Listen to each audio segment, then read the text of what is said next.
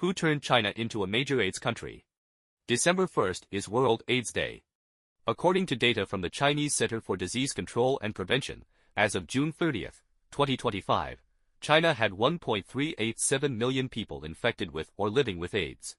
In the first half of the year alone, China added 47,000 new HIV/AIDS cases, and the rapid growth has shown no sign of slowing. Since 2010, China has added 100,000 new AIDS patients every year.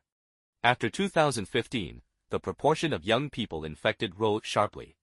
In 2022, among adolescents aged 15 to 24, there were 17,000 newly added HIV/AIDS cases. In recent years, HIV infections among university students have surged at an annual rate of 30% to 50%, turning college campuses into hotbeds of AIDS transmission and major epidemic zones. The main reason is the sharp increase in African international students on Chinese campuses. Many African students are HIV carriers, and their sexual lives are quite chaotic.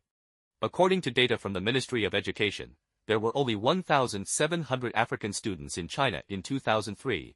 By 2018, this number had risen to 82,000. After that, no further figures were published because the growth was astonishing, too embarrassing to reveal.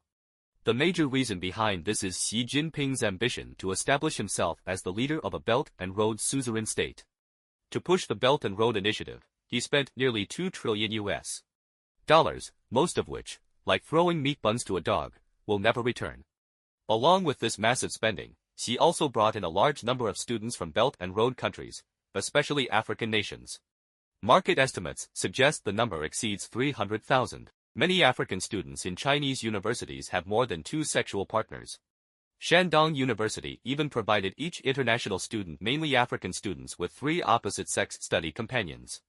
In recent years, the trend of spending money to buy blacks has become widespread.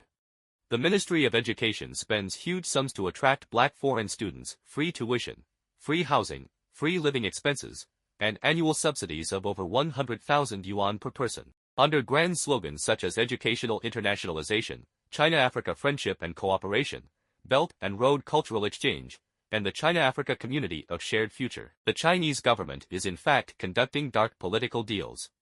The CCP returns the favor and receives voting support from African countries at the United Nations and other international arenas. Spending money to buy blacks is, in essence, using taxpayers' blood and sweat to buy vanity, to buy distortion, to buy injustice, and to buy sexually transmitted diseases. That is why STDs spread like a plague across university campuses.